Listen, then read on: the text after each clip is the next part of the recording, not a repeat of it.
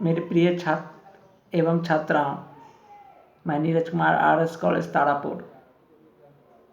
आज का मेरा टॉपिक है फ्रांस की क्रांति। 18वीं शताब्दी के उत्तरार्ध में यूरोप में फ्रांस एक देश है जहाँ पर कि एक क्रांति हुई, और उसे हम जो कि एक उस समय की परिस्थितियों के अनुसार एक बहुत ही बड़ी एक पुनर्भावना, एक उद्भव था पूरे यूरोप में, और यूरोप के लिए पूरी तरह से एक जिज्ञासा का विषय था कि आखिर यूरोप में क्रांति किस प्रकार हुई। तो आइए हम जानते हैं उनके कारणों के बारे में। फ्रांस की क्रांति के कारण में अगर हम देखते हैं तो वहाँ राजनीतिक, सामाजिक, आर्थिक, बौद्धिक एवं तत्कालिक कारण है। इन सब को हम एक एक करके देखते हैं। तो पहला हमें राजनीतिक कारण देखते हैं। फ्रांस की क्रांति का राजनीतिक कारणों में देखें तो फ्रांस की राजनीति का मुख्य पहलू निरंकुशता था। वहाँ बुर्बो वंश का शासन चला आ रहा था। बुर्बो शासन के बारे में कहा जाता था कि वह ना तो कुछ भूलता है और ना ही कुछ सीखता है। लुई 14वां जो वहाँ का राजा था, उन्होंने एक निरंकुश शासन स्थापित किया था और वह बिल्कुल केंद्रीकृत था। शासन का संचालन का पूरी तरह से वर्साय से ही संचालन किया जाता था। इसके अलावे उन्होंने ऐसी केंद्रीकृत व्यवस्था स्थापित कर ली थी, कहा जाता था कि वह अक्सर कहा करता था कि मैं ही राज्य हूँ। लुई 14वें अपने जीवन काल में पूरी तरह से युद्धरत तथा और जनता के प्रति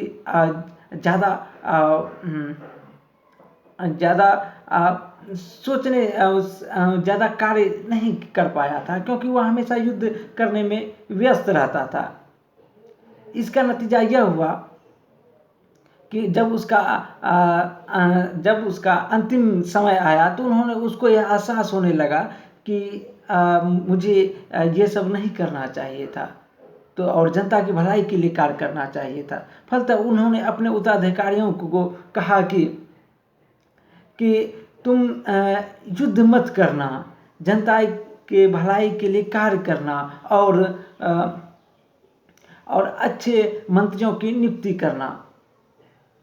इनका उत्तराधिकारी लुई 15वां हुआ। लुई 15वां एक विलासी और अकर्मण्य राजा साबित हुआ। उन्होंने चापलूसों की नियुक्ति कर डाली और उन्होंने युद्ध का भी मूल्य उठाया। उन्होंने पोलैंड के उत्तराधिकार का युद्ध, ऑस्ट्रिया के उत्तराधिकार का युद्ध और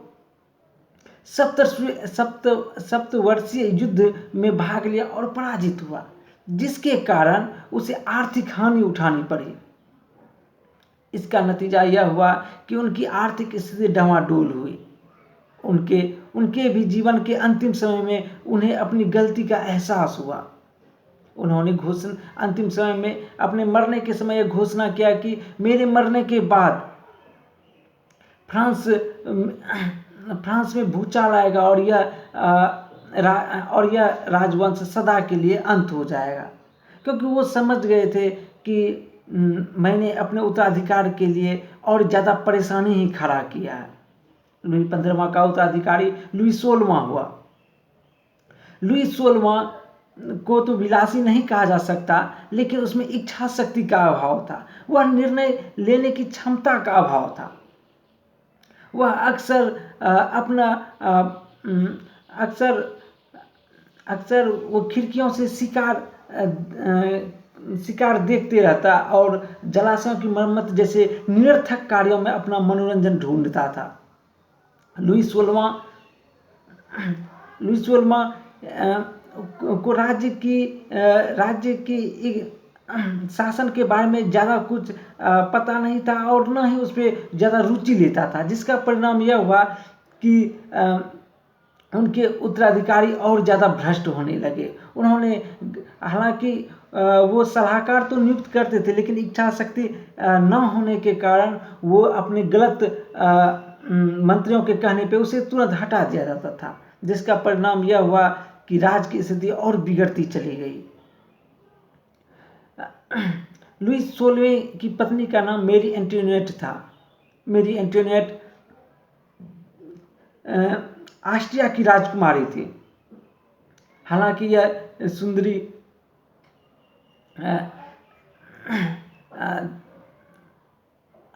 सुंदरी अगर दिखावे पर सिर्फ रहती तो इतना ज़्यादा परेशानी नहीं उत्पन्न हुई, लेकिन वो राजनीति में भी हस्तक्षेप करने लगी। एक तो वहाँ की आम जनता जो कि ऑस्ट्रिया की राजकुमारी से नफरत करती थी, उसे घृणित ऑस्ट्रियन कहते थे। इसका कारण यह था कि फ्रांस और ऑस्ट्रिया के बीच कई वर्षों से युद्ध चला आ रहा था,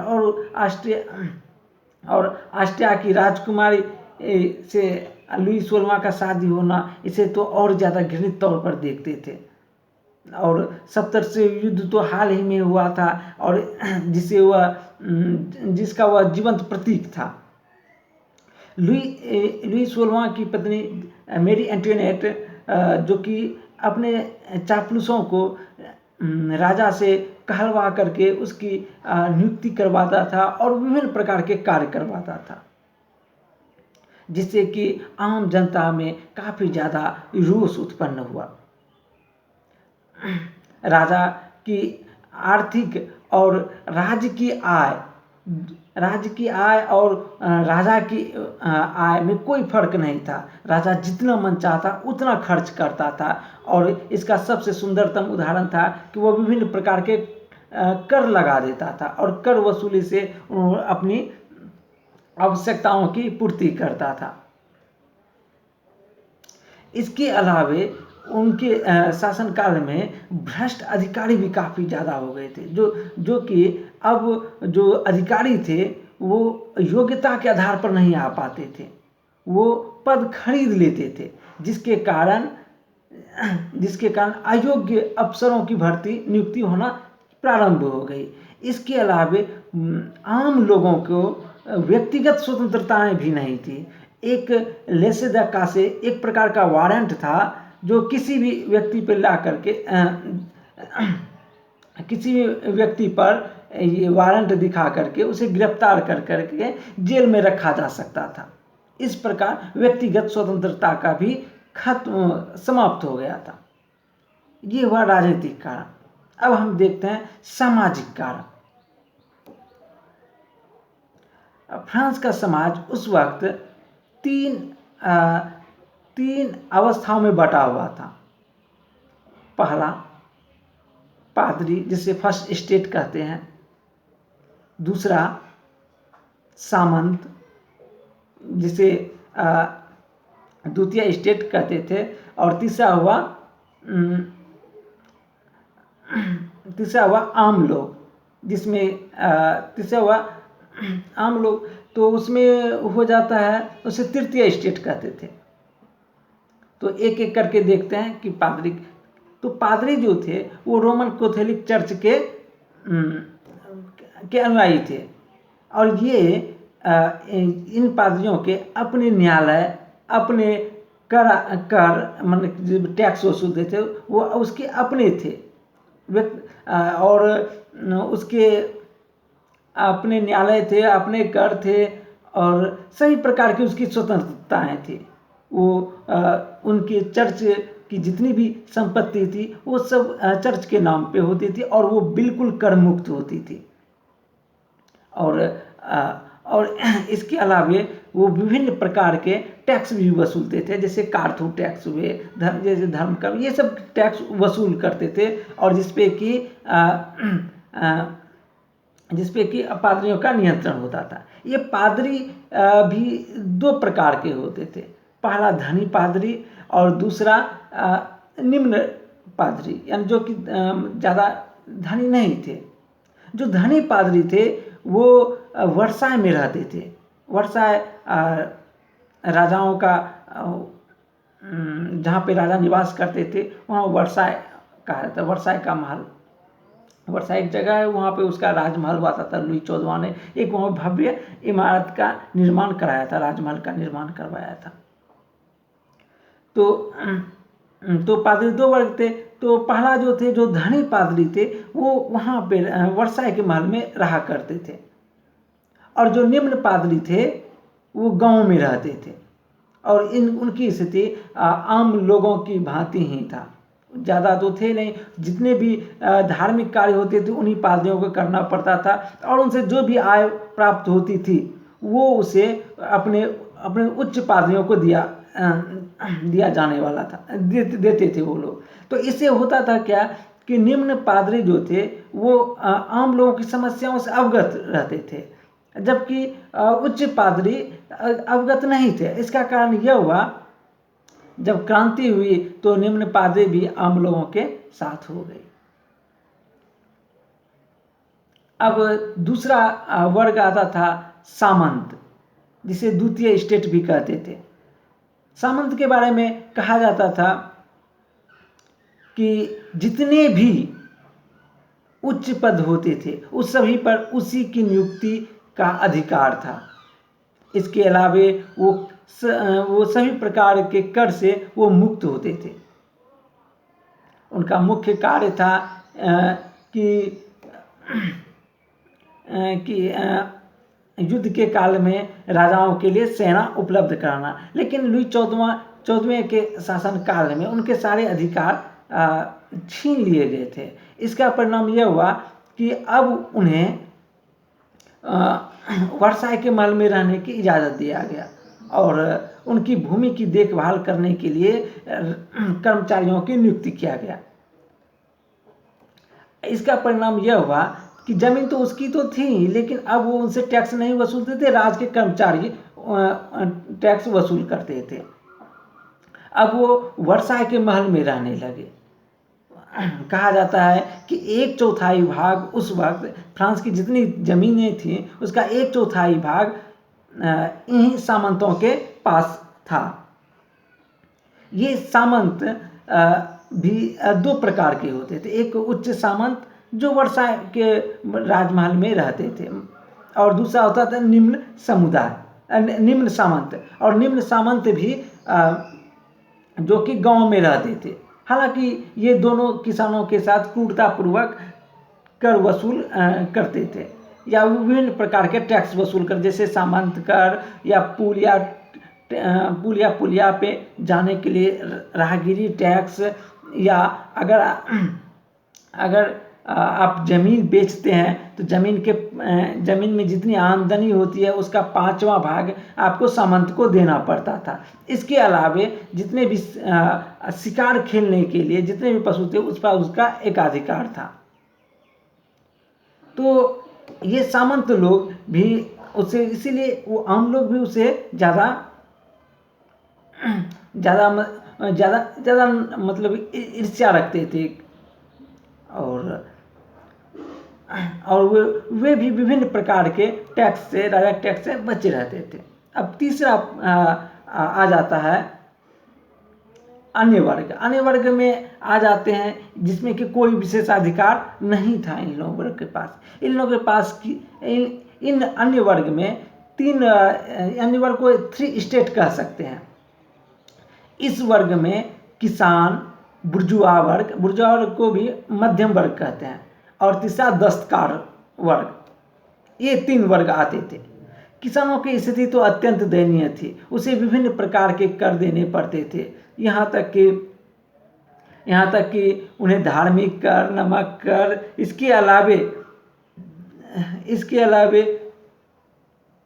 विभिन्न प्रकार के टैक्स चुकाने पड़ते। उसकी स्थिति बहुत ही ज़्यादा दयनीय थी। अब आते हैं मध्यम वर्ग में, जिसे बुर्जुआ वर्ग भी कहते थे। तो ये बुर्जुआ वर्ग जो थे वो फ्रांस के समाज में सर्वाधिक शिक्षित थे। उसके उन्नतशील व्यापारी थे, धनवान व्यापारी थे, बौद्धिक लोग रहते थे, लेकिन वो समाज में ज़्यादा प्रतिष्ठित नहीं थे। वो अपने आप को कुलीन नहीं कहते थे, और वो कुलीन की तरह वो समानता चाहते थे। इसलिए तो नेपोलियन द्वितीय ने सेंट हेलेना द्वीप से कहा था कि फ्रांस की क्रांति स्वतंत्रता नहीं बल्कि समानता चाहती थी। तो ये मध्य वर्ग जो थे वो कुलीनों की भांति समानता चाहते थे। वो चाहते थे कि मुझे भी कुलीनों के भांति मुझे भी सम्मान दिया जाए। तो और इसके लिए फलतः वो चाहते थे सामंतों का विशेषाधिकार समाप्त हो और सभी लोग समान हो जाएं। तो सर्वाधिक इस पे थे। तो इसका एक था। अब तीसरा आ जाता है दस्तकार लोग। चूँकि 1786 ईस्वी में फ्रांस और इंग्लैंड के बीच एक ईडन की संधि हुई थी, जिसके कारण अब ब्रिटेन का माल अब फ्रांस आने लगा, जिसके कारण उनकी वस्तु सस्ती होने के कारण यहाँ के फ्रांस के मजदूर बेरोजगार ज़्यादा हो गए। फलतः यह हुआ कि उन्होंने कि वहाँ के जितने भी मजदूर थे अब वो जीविकोपार्जन के लिए वो शहर आने लगे। जब वो शहर आने लगे तो यहाँ तो उसे कोई काम था नहीं। फलतः जब क्रांति हुई तो यही दस्तकार लोग भीड़ के रूप में जमा हो जाते थे और भीड़ उसके पास तो कोई कार्य था नहीं। फलतः ये लूट मार करने लगे, जो कि क्रांति के दिनों में इनकी भी भूमिका बहुत महत्वपूर्ण है। अब हम देखते हैं आर्थिक कारण। फ्रांस की आर्थिक स्थिति डामाडोल हो गई थी। कहा जाता है कि क्रांति को भड़काने में सबसे ज़्यादा मुख्य कारण ये आर्थिक कारण था। इसका कारण था कि लुई 14वां के काल से ही फ्रांस अनवरत रूप से युद्ध करते चला आ रहा था, जिससे कि उसके राजकोष खाली होते चले जा रहे थे।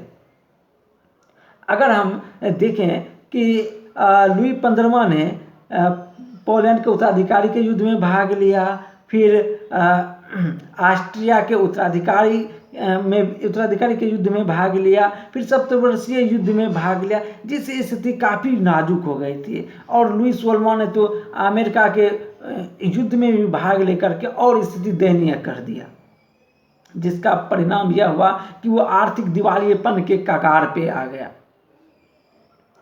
फ्रांस में एक देखने को मिलता है कि वहाँ 3 जो वर्ग मैंने आपको अभी बताया, उस 3 वर्ग में पादरी और सामंत जो कि धनवान थे, जो धनी वर्ग थे और कर धन आसानी से दे सकते थे, लेकिन वहाँ के कानून के अनुसार कर मुक्त थे। और जो तृतीय वर्ग थे, जिसे तृतीय स्टेट कहते थे, उसके पास ज़्यादा देने के लिए कर नहीं था, लेकिन उन्हीं से कर वसूला जा रहा था। फलतः स्थिति यह हो गई कि राज्य दिवालिये के कगार पे पहुंच गया। वहाँ की कर देने का व्यवस्था भी एक अलग प्रकार का था। वहाँ फ्रांस में कर का भुगतान करने के लिए एक प्रकार से एक ठेका निकाला जाता था, और जो व्यक्ति ज़्यादा दाम बोला जाता, ज़्यादा ऊंची दाम बोला जाता था, उसे ही ठेका दिया जाता था कि आप टैक्स वसूलें। फलतः यह होता था कि जो ज़्यादा कीमत दे करके ठेका लेता था, वो ज़्यादा से ज़्यादा कर वसूल करता था, और एक नियत राशि देने के पश्चात वह किसानों से ज़्यादा वसूल करता था। इसका परिणाम यह हुआ कि किसानों को राजा के प्रति अब ज़्यादा प्रेम का भाव अब नहीं रहा। इसके अलावे वहाँ पे व्यापार में भी अलग अलग देखने को मिलता था। व्यापार में जितना टैक्स, अगर एक जगह कर की दर 10 रुपये है, तो वहीं पर दूसरे क्षेत्र में जाने पर उसे 3 गुनी ज़्यादा देने पड़ती थी। तो इस तरह से मतलब कि कहीं पर एक जगह है तो वहाँ पे ज़्यादा देनी पड़ती थी। वहाँ तो फ्रैंक रुपये चलती थी, इंडियन में रुपये चलती है, तो वहाँ पे फ्रैंक चलती है। तो इस तरह देखते हैं एक जगह से दूसरे जगह कोई भी मतलब वस्तु जाती थी तो उसकी कीमत 3 गुने बढ़ जाती थी। इसके अलावे विभिन्न प्रकार के जब टैक्स देते थे तो सामानों की कीमत भी ऊंची हो जाती थी, जिससे कि व्यापारियों को काफ़ी घाटा उठाना पड़ता था। अब हम देखते हैं बौद्धिक कारण। बौद्धिक कारण में हम देखते हैं तो सबसे पहला आता है मोंटेस्क्यू का। मोंटेस्क्यू की एक पुस्तक है द स्पिरिट ऑफ लॉ। इस पुस्तक में उन्होंने बताया है कि एक राजा को शासन कैसे चलाना चाहिए। उन्होंने कहा कि अपनी पुस्तक इस द स्पिरिट ऑफ लॉ में कहा गया है कि किसी भी सरकार को चलाने के लिए 3 स्तंभ होते हैं, कार्यपालिका, विधायिका और न्यायपालिका। प्रत्येक सरकार को चाहिए कि ये तीनों अंग अलग अलग व्यक्तियों के हाथों में रहे, जिससे कि सरकार चलाने में सुविधा हो। इसके अलावे सरकार निरंकुश ना हो पाए। तो उन्होंने इस माध्यम से लोगों को जगाने का प्रयास किया। और दूसरा आता है वाल्टेयर। रूस की क्रांति में वाल्टेयर की भूमिका बहुत ज़्यादा थी। वह अक्सर कहा करता था कि वह अभिव्यक्ति की आज़ादी पर ज़्यादा बल दिया करता था। वह कहा करता है कि मैं जानता हूँ कि तुम्हारी बातें गलत है, लेकिन मैं तुम्हारी अभिव्यक्ति की आज़ादी के लिए मैं अपनी जान तक दे सकता हूँ। इस प्रकार की बातों को बोल करके वाल्टेयर ने आम लोगों को अभिव्यक्ति की आज़ादी के बारे में समझाया।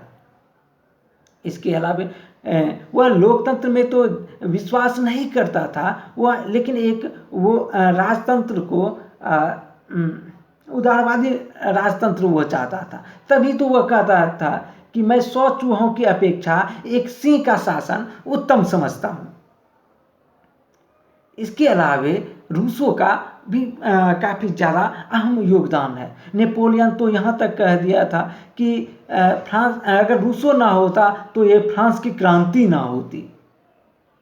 रूसो ने एक अपनी पुस्तक सोशल कॉन्ट्रैक्ट के माध्यम से आम लोगों को इन अपनी बातों को पहुँचाया।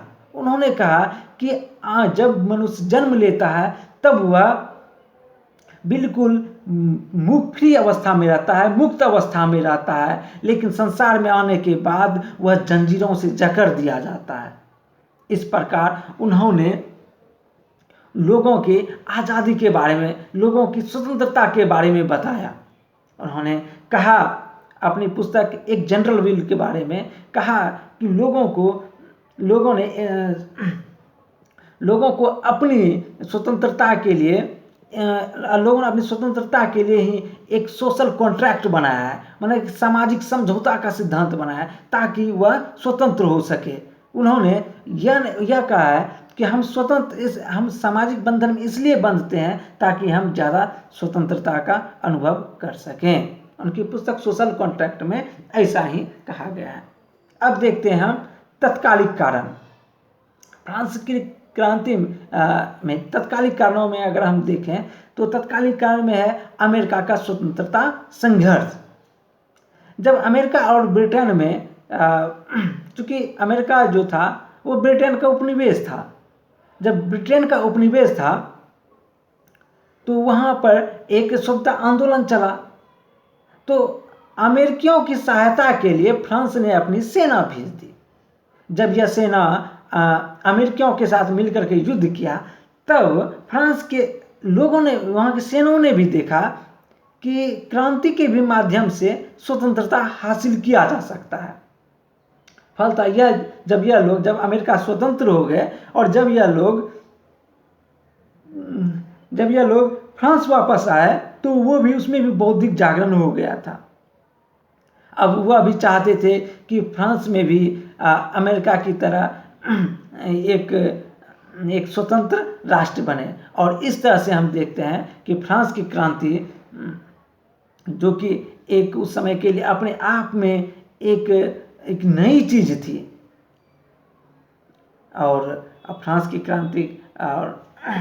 क्रांति का ये विभिन्न कारण थे। इस तरह से हम देखते हैं कि फ्रांस की क्रांति के विभिन्न कारण थे और इसी सभी के कारण फ्रांस में क्रांति हुई।